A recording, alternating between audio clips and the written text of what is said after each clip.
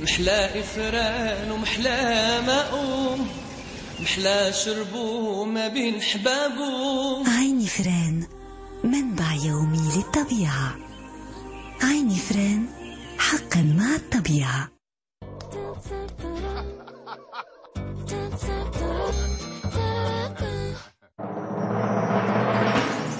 أزمة السجون مسؤولية مشتركة، 100 توصية من أجل حماية حقوق السجينة والسجناء. عنوان التقرير الذي أعده المجلس الوطني لحقوق الإنسان بعد 5 أشهر من الزيارات الميدانية لعدد من المؤسسات السجنية. ما هي أبرز المعطيات التي وقف عليها التقرير؟ ما هي الصورة التي يرسمها عن أماكن الاحتجاز؟ ما هو واقع السجناء والمؤسسات السجنية؟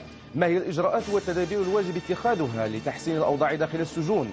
ما المطروح على الدولة والمندوبية العامة لإدارة السجون وإعادة الإدماج والقضاء والفاعلين الجمعويين والحقوقيين لجعل أماكن الاحتجاز مكانا للتربية وتأهيل السجين أثناء وبعد قضاء العقوبة الحبسية؟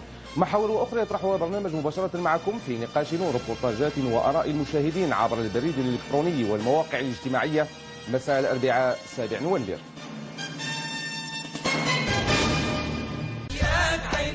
قناتكم دوزام تمنحكم المشاركة مع حديدان في المسابقة الجديدة الحكمة في الكلمة. للمشاركة والفوز كل أسبوع قسيمة شراء 5000 درهم يكفيكم الإجابة على حكمة اليوم. راهنا الزمان قالوا اللي شفتيه راكب على قصبة قول لي مبارك، عاوتاني كتسناو فين نكمل. راه انتوما اللي خصكم تكملوا، واش مبارك العود ولا مبارك البغل؟ ها اللي شفتيه راكب على قصبة قول ليه مبارك العود، ب مبارك البغل. ابعثوا الآن بالجواب الصحيح أو ب عبر الSMS إلى الرقم 9093 أو من الهاتف المحمول للرقم 4043 أو اتصلوا بنا عبر الهاتف الثابت إلى الرقم 0890 60 33 99 وغادي يمكن لكم الفوز كل أسبوع بقسيمة شراء 5000 درهم. ثمن الSMS 10 دراهم و80.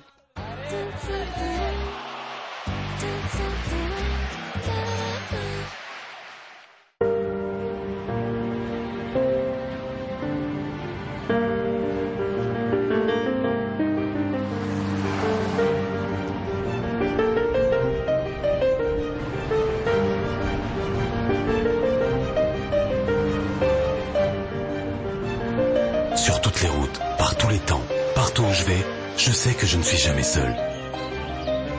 Dans tout le royaume, Maroc Télécom construit les grandes infrastructures de communication, réseaux fixes, mobiles, Internet ADSL, 3G, 3G+, pour que chacun d'entre vous puisse bénéficier de toutes les technologies, en toute fiabilité et avec la meilleure couverture réseau. Maroc Télécom, un monde nouveau vous appelle.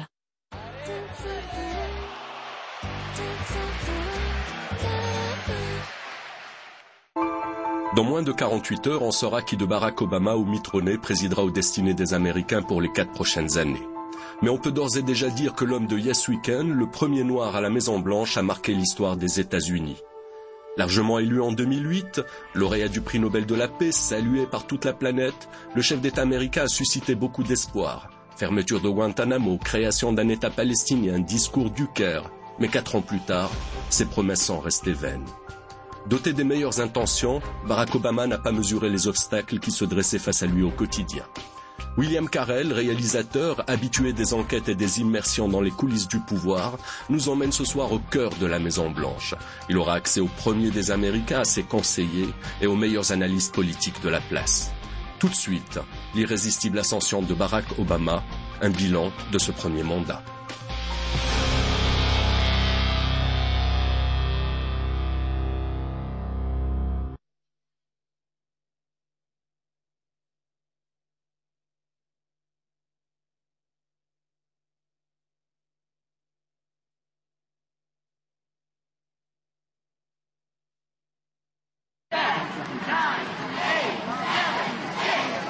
When do we hit from California?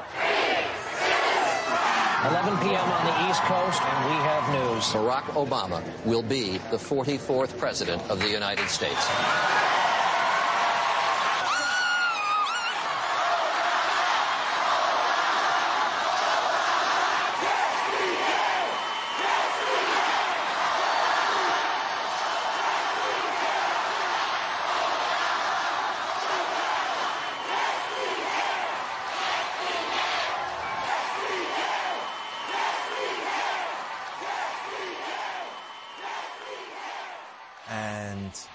Et le citoyen est devenu président. Je l'avais suivi le jour de l'élection et je l'ai retrouvé un peu avant l'aube. Les discours étaient finis, la police se retirait. Et il y a eu une espèce de chape de plomb qui s'est abattue sur lui petit à petit. C'étaient les mesures de sécurité, mais aussi le fardeau qu'allait représenter cette fonction. L'économie s'était effondrée, il avait 2 guerres à assumer.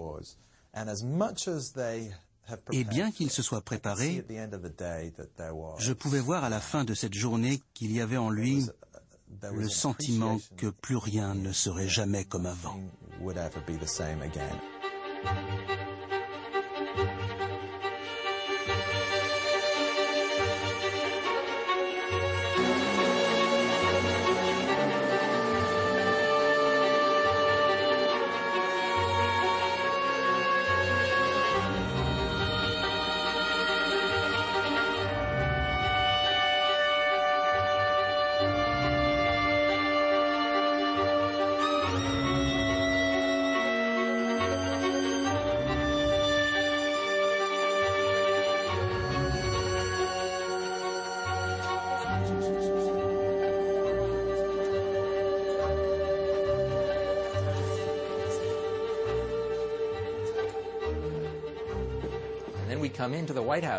Et puis nous sommes entrés à la Maison Blanche, traverser West Wing, voir tous mes amis dans leur bureau, tous ceux qui avaient fait cette campagne. Mon amie Cathy était devenue la secrétaire du président. Elle était assise à côté du bureau ovale. Et tous mes autres amis dispersés dans l'aile ouest. J'ai failli leur dire « Mais qu'est-ce que vous faites ici?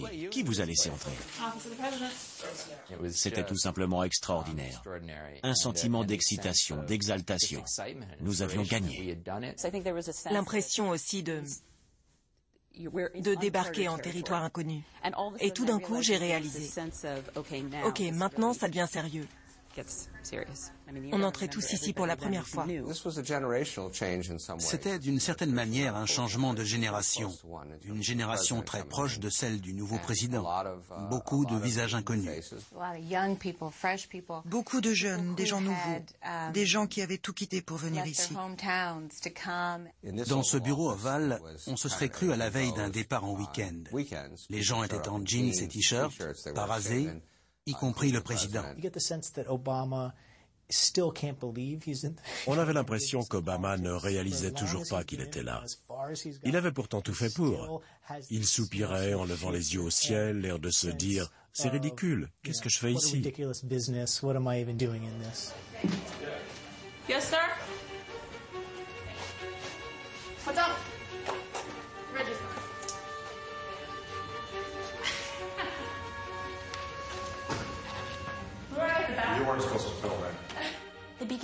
Le début d'une présidence, c'est comme une fenêtre. Tout est nouveau, les gens sont pleins de bonne volonté. Et cette fenêtre se referme très vite. Il y a une effrayante responsabilité liée à cette fonction. Et on ne s'en rend pas compte avant de l'exercer. Dès votre arrivée, vous êtes confronté à une série incroyable de compromis, de difficultés à faire ce que vous avez promis. C'est la différence naturelle qui existe entre être candidat et être président. Les deux choses n'ont pratiquement rien à voir l'une avec l'autre. On ne peut pas comprendre avant d'y être. Il n'a pas amené avec lui de révolutionnaires. Il a fait revenir plusieurs de ceux qui étaient avec Clinton à la Maison-Blanche. Il compensait son manque d'expérience.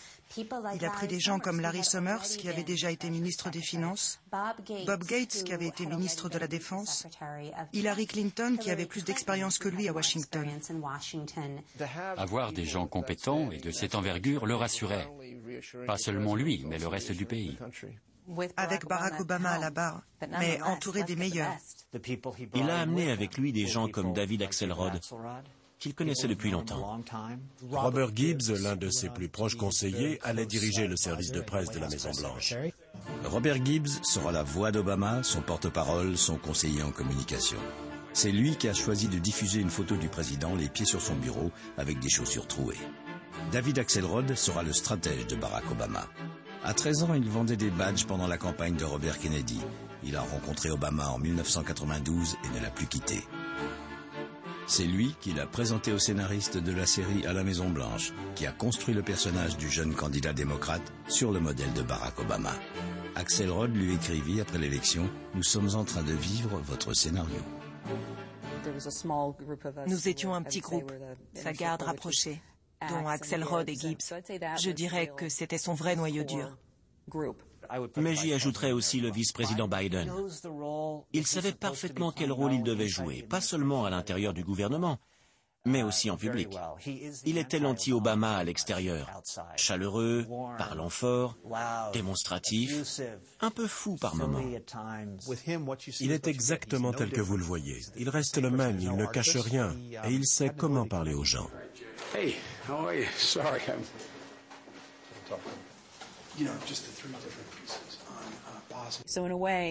C'était un groupe d'amis avec lequel il se sentait bien. Beaucoup de gens ont été vraiment surpris quand Barack Obama a choisi Rahm Emanuel comme chef du gouvernement. Une très forte personnalité, on ne peut pas dire le contraire. Barack Obama le nomme chef du gouvernement, l'équivalent de Premier ministre, le poste le plus important après le président. Ancien danseur de ballet, il a tout quitté pour récolter des fonds pour la campagne de Bill Clinton. Devient son conseiller à la Maison-Blanche après son élection, mais le quitte après le scandale Monica Lewinsky. Il a soutenu la résolution du Congrès autorisant la guerre d'Irak. Les prises de position guerrières de Rahm Emanuel lui avaient valu le surnom de Rambo. Je crois qu'il l'a nommé à ce poste pour se rassurer. Pas uniquement lui, mais aussi son équipe la plus proche. Il savait comment Washington fonctionnait. Et dans notre équipe, très peu avaient participé à un gouvernement ou avaient été à la Maison-Blanche avant, pour comprendre comment tous les leviers du pouvoir s'assemblent. La presse, le Congrès, bien sûr.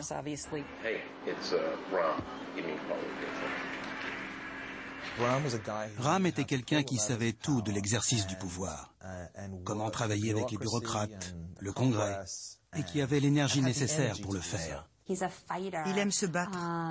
Il est extrêmement intelligent, mais pas vraiment un intellectuel. Pas comme Obama, en tout cas. Il aime négocier. C'était quelqu'un qui arrivait à ses fins, même s'il devait insulter les gens. En le recrutant, le président Obama avait dit « Je veux quelqu'un qui agit, quelqu'un qui obtient des résultats ». Obama, comme de nombreux présidents, est arrivé à Washington en déclarant « Je vais changer tout ça, il faut que cela marche mieux ». Il voulait être le président qui a changé le pays. Et il a décidé d'aller plus loin dans cette direction.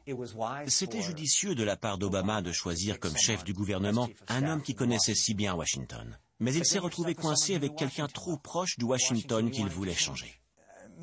Michelle avait très bien connu Rahm à Chicago, mais elle le voyait comme un tacticien, un homme de terrain, pas comme un gardien de la flamme. La première dame est la personne qui a le plus d'influence à la Maison-Blanche. Le président tient toujours compte du point de vue de Michelle, souvent juste, plein de bon sens.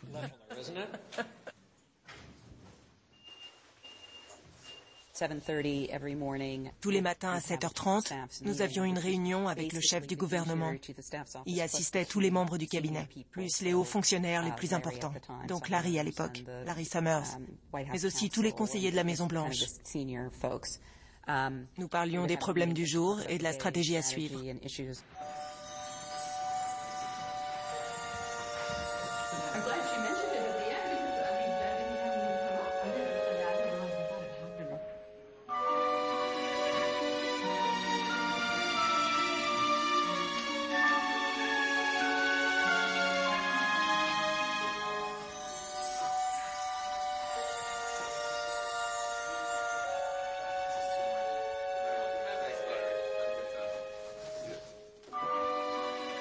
Dès son entrée à la Maison-Blanche, Barack Obama s'est fixé 6 priorités.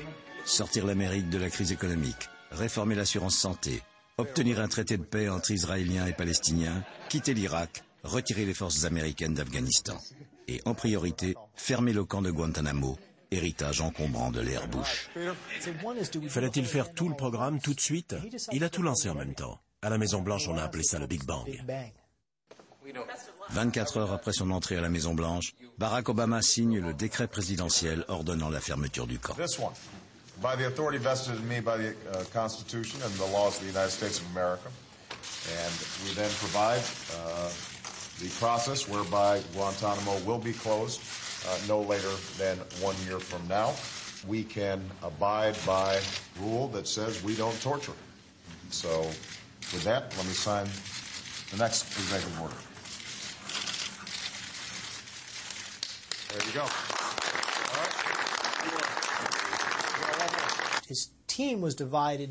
Son équipe était divisée entre les anciens de sa campagne et les plus idéalistes, comme Greg Craig, qui était le conseiller de la Maison-Blanche. Il a été chargé de fermer Guantanamo. Tenir la promesse de fermer Guantanamo. Il a eu à se battre contre des gens comme Rahm Emanuel, qui pensaient qu'un idéaliste comme Greg Craig, qui essayait de fermer Guantanamo, lui faisait perdre son temps. On m'avait confié la responsabilité de fermer Guantanamo, et certainement pas au conseiller de la Maison-Blanche. J'avais mon point de vue et j'en ai parlé au président. Il disait que nous devions faire certaines choses pour combattre le terrorisme, mais que nous ne devions pas pratiquer la torture, et qu'en réalité, la torture n'aidait pas à obtenir des informations plus fiables. Torturer les gens ne sert à rien. On n'a jamais obtenu d'informations par la torture. Tous ceux qui, de près ou de loin, ont travaillé dans les services secrets savent que la torture est inefficace. C'était le point de vue d'Obama, et les politiciens lui ont reproché de vouloir donner des droits constitutionnels à des terroristes. Sa préoccupation, bien sûr, était que les gens qui travaillaient dans nos services secrets pourraient croire qu'il s'attaquait à eux et qu'on allait les poursuivre pour activités criminelles. Donc, il a pris soin de les rencontrer pour leur dire qu'ils ne seraient pas inculpés pour crime, les assurant clairement que jamais la torture ne serait évoquée, quels que soient les procès. Nous savons tous que la façon dont la plupart des prisonniers de Guantanamo ont été traités au cours de ces 10 dernières années pose la question fondamentale. Comment pourrait-il y avoir un vrai procès? Khalid Sheikh Mohammed, le cerveau des attentats du 11 septembre, a été torturé. Ses droits ont été bafoués. Ce n'est pas un sujet de débat. C'est un fait. Cela affecte sérieusement tout procès qui pourrait être décidé. Cela veut dire que le garder à Guantanamo est encore la moins pire des solutions.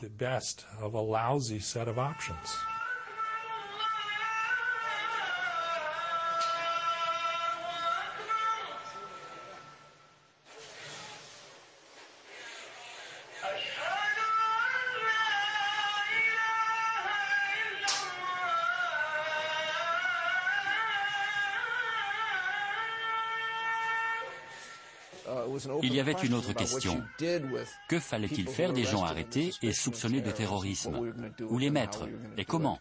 Il est arrivé à la conclusion qu'il était préférable de les relâcher. Il a pris la décision de les libérer. Je crois que le président n'a jamais compris à quel point cela allait être difficile. Il faut trouver un endroit où mettre ces prisonniers. Certains peuvent être renvoyés chez eux, mais c'est impossible pour d'autres. Leur pays d'origine n'en veut pas, et ce sont précisément les plus dangereux. Et aucun gouverneur américain, aucun maire américain, aucun sénateur américain ne veut de ces prisonniers chez lui, ni dans les prisons de leur État, ni dans leur ville. Ce n'est pas cela qui a causé l'échec de la fermeture de Guantanamo. C'est parce que nous avons dû aller au Congrès pour obtenir l'accord des républicains pour soutenir notre proposition de fermer le camp, et qu'ils ont refusé de nous aider. Beaucoup de politiciens américains deviennent hystériques à l'idée de faire venir les prisonniers de Guantanamo aux États-Unis. Les républicains cherchaient une occasion de le faire tomber, de mettre sa présidence en difficulté. Et c'en était une, la première. Et la vraie question a été, est-ce qu'on va se battre contre les républicains sur ce sujet? Et la décision a été de ne pas le faire. Je lui ai dit, Monsieur le Président, c'est à vous de décider. Je ne m'opposerai pas à vous. Politiquement, si vous le faites, ça vous coûtera cher, c'est évident. En vous engageant dans une longue guerre avec les républicains sur Guantanamo, vous allez perturber le pays et affaiblir votre pouvoir. Et ils ont décidé qu'il y avait des priorités plus importantes. Et j'ai échoué dans ma tentative de fermer Guantanamo. Je pense que ni le président ni ses conseillers n'ont réalisé combien il serait difficile de fermer Guantanamo. Et je ne vois aucune perspective dans un avenir proche de fermer Guantanamo. Ils ne seront ni jugés ni relâchés. Ils resteront enfermés là pour longtemps. Mais l'urgence, c'est le Proche-Orient, où le processus de paix entre Israéliens et Palestiniens agonise. Obama déclare « Les colonies israéliennes sapent les efforts pour établir la paix ». Sa cote de popularité en Israël est une des plus faibles jamais enregistrées par un président américain. It will be the policy of my administration to actively and aggressively seek a lasting peace between Israel and the Palestinians, as well as Israel and its Arab neighbors. To help us pursue these goals, Secretary Clinton and I have asked George Mitchell to serve as Special Envoy for Middle East Peace.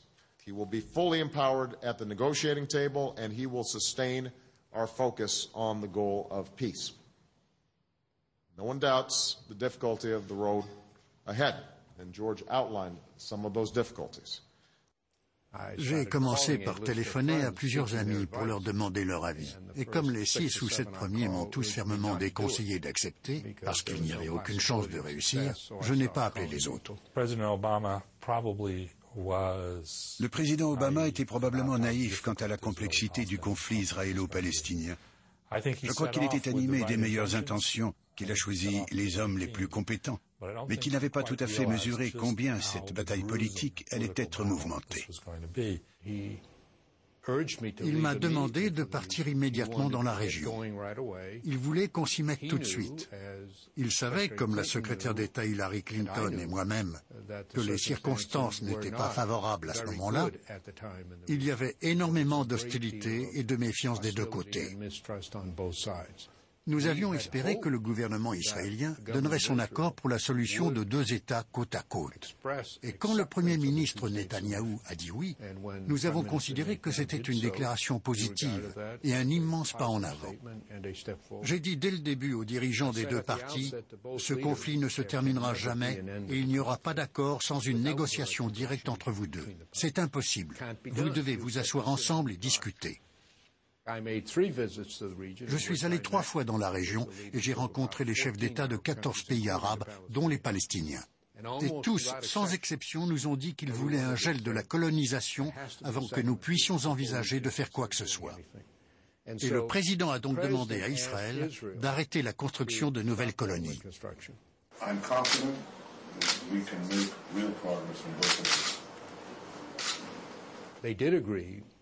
Ils ont accepté et ont annoncé en novembre un moratoire de 10 mois sur toute nouvelle construction dans les territoires. C'était un premier pas important. Le président Obama croyait qu'il pourrait convaincre Netanyahou d'aller de l'avant, lui forcer la main. The irony is that when Prime Minister Netanyahu put the moratorium in place, the Palestinians were very skeptical. They said, this doesn't do anything. And it turns out, to Prime Minister Netanyahu's credit and to the Israeli government's credit, the settlement moratorium has actually been significant. George Mitchell et le vice-président Biden étaient des amis de longue date. Le président voulait que Biden soit avec Mitchell sur place pendant ces négociations difficiles. Donc nous étions sur le point d'engager ce processus, mais cela ne s'est pas passé comme ça. Le voyage du vice-président Biden était destiné à montrer notre soutien total à Israël et la solidité de nos relations.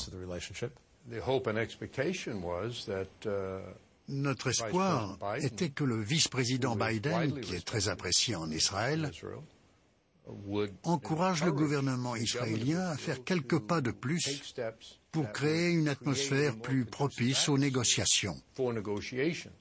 Progress occurs in the Middle East when everyone knows there's simply no space between the United States and Israel. Il connaissait le Premier ministre Netanyahou depuis 30 ou 40 ans. Il y avait sur le bureau du Premier ministre une photo dédicacée du vice-président Biden sur laquelle il avait écrit « Mon petit, je t'aime, mais je crois que tu t'es toujours trompé ».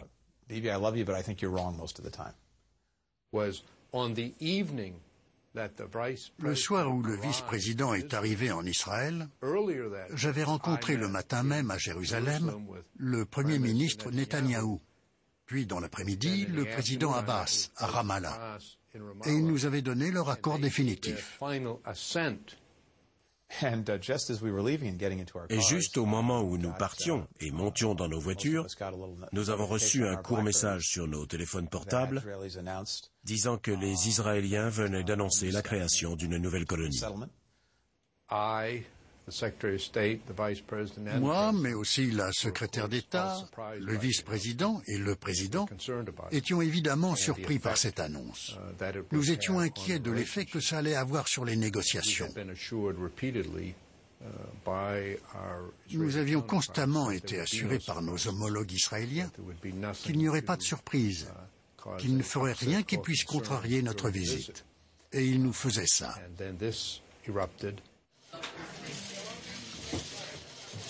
Apologies for the delays, guys. I would say this, that the United States condemns the decision today by the government of Israel on advanced planning for new housing units in East Jerusalem.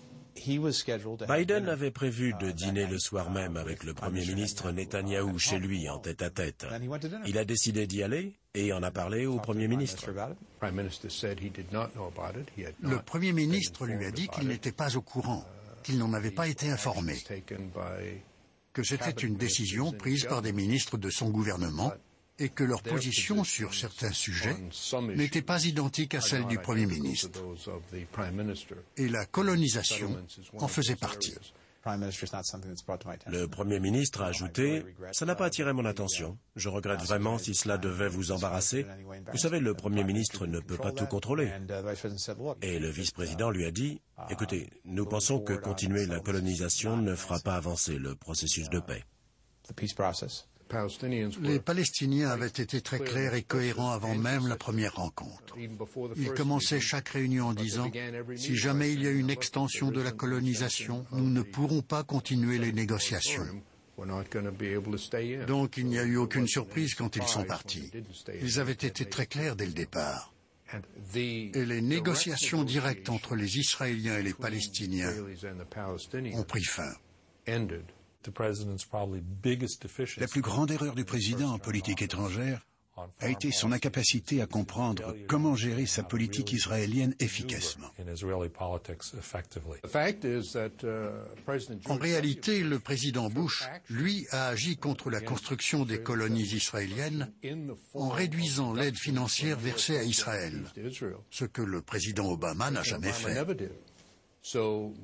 Donc, en prenant ces mesures, en ne se contentant pas uniquement de mots, le président Bush s'est opposé aux colonies avec bien plus de fermeté que le président Obama. Le président soutient fortement Israël et il a exprimé ce soutien par tous les moyens. Le président Obama a fait un don supplémentaire de 200 millions de dollars, en plus des milliards de dollars que nous versons régulièrement à Israël. À cause du conflit israélo-palestinien, 1 milliard de musulmans dans le monde se sentent humiliés et sont en colère contre les États-Unis et l'Occident. Il a échoué dans toutes ses tentatives de rapprocher les Israéliens et les Palestiniens. Et ce président a échoué à le faire. Ça a été un échec cuisant. Si votre objectif est de parvenir à un accord de paix et que vous ne l'obtenez pas, alors vous avez échoué à obtenir un traité de paix.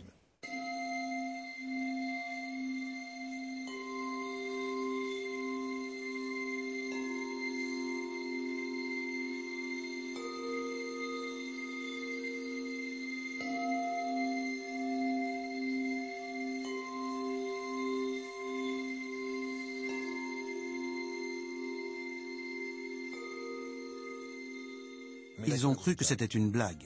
Quand on a réveillé le président pour lui dire qu'il avait reçu le prix Nobel de la paix, il a pensé que c'était un canular. Je me rappelle que nous étions tous en état de choc quand nous avons reçu un email disant « Le comité du prix Nobel a téléphoné ». Je n'y croyais pas. Ça me semblait surréaliste, impossible. C'était plutôt flatteur, mais il avait l'impression que c'était injustifié. C'est un président embourbé en pleine guerre qui recevait ce prix. Je me souviens avoir eu une conversation avec lui sur ce sujet. Comment faire un